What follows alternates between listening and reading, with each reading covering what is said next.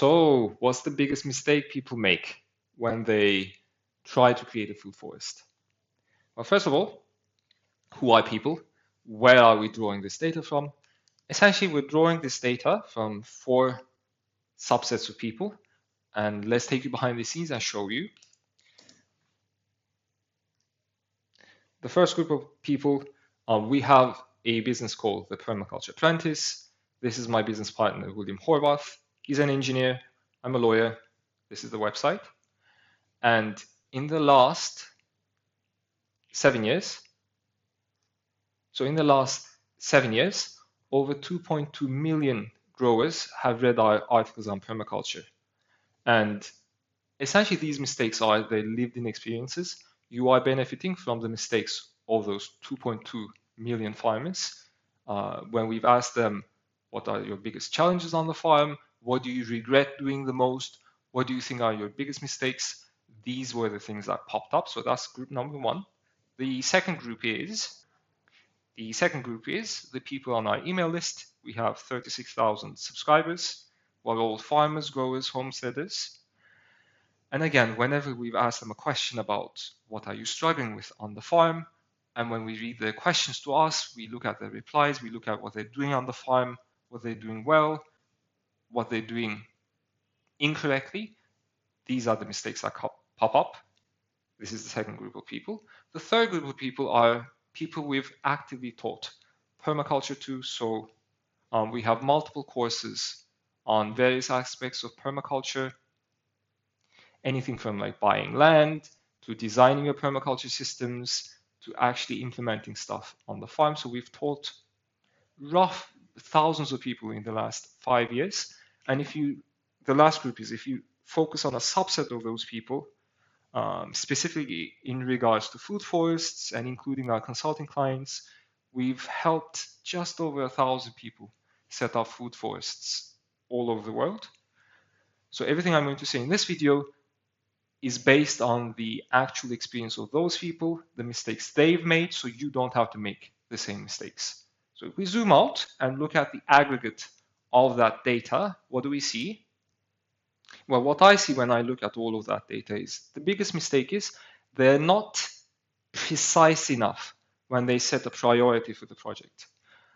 And when you have too many goals pulling you in different directions, the project becomes excessively complicated, especially if it's something that's already complicated, like setting up an entire food forest, and this is your first time. So what does that lead to? That leads to overwhelm, that leads to analysis paralysis, that leads to people always feeling like, I don't even know where to start. And then what happens? You say you want a food forest, 3 to 5 years pass, and you still don't have a fully functional food forest. And here's again why that happens. When you have a priority, a single goal, that constrains your design. So over the lifetime of a food forest, you have to make hundreds of choices. How are you going to improve the soil? What type of earthworks are you going to use? What type of plants you're going to use for each of the layers? How are you going to harvest and retain water? Thousands of choices. And at each decision point, you have 30 or more options, right?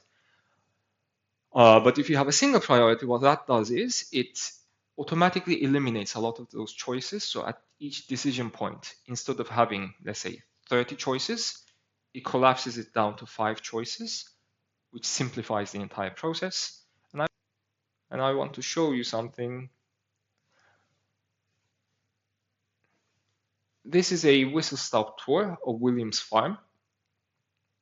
And I want to just show you sort of the steps he went through to set up his food forest. And back when he started in 2015, he wasn't working on the farm full-time.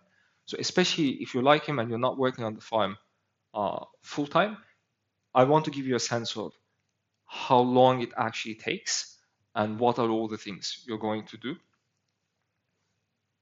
So just to give you a whistle-stop tour, this is the property. Obviously, the first thing you do is having a design, and what I mean by that is getting a sense of the layout, like what do you want in each area, where do we put what?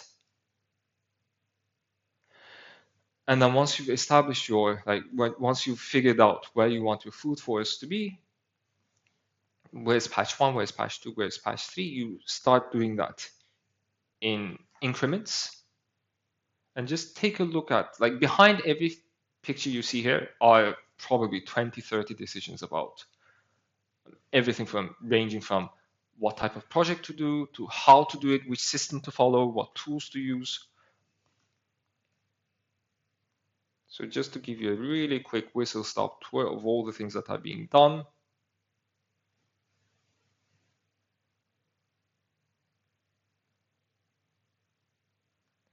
Initially, you do get to the stage where the food forest is established and it's a lot less maintenance. Essentially, all you do is maintain and expand it.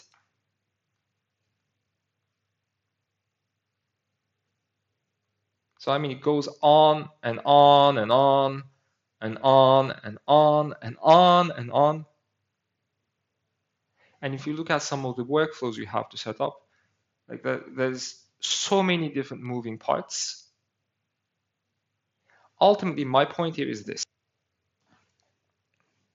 People look at the finished result of a food forest that has been growing for a decade.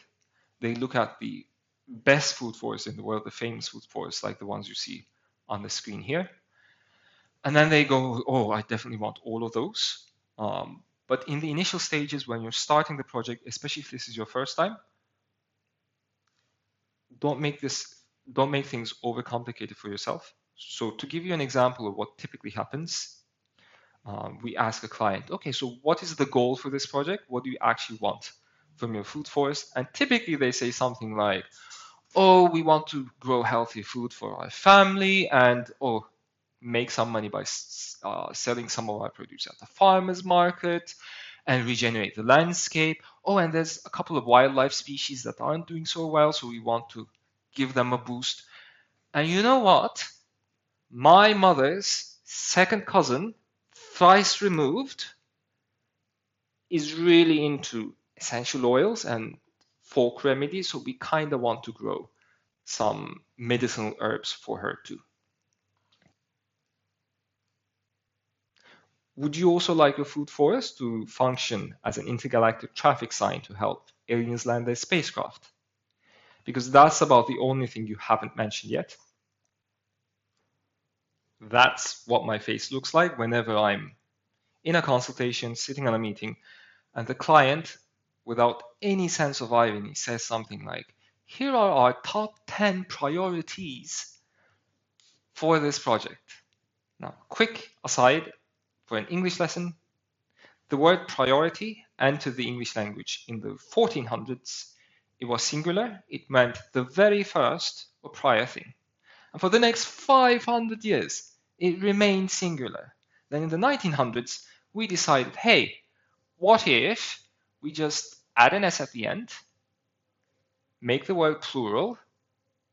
Can we now have multiple first things, multiple first priorities?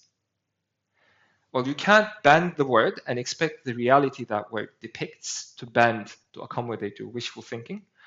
Ultimately, what happens is when everything's a priority, nothing is.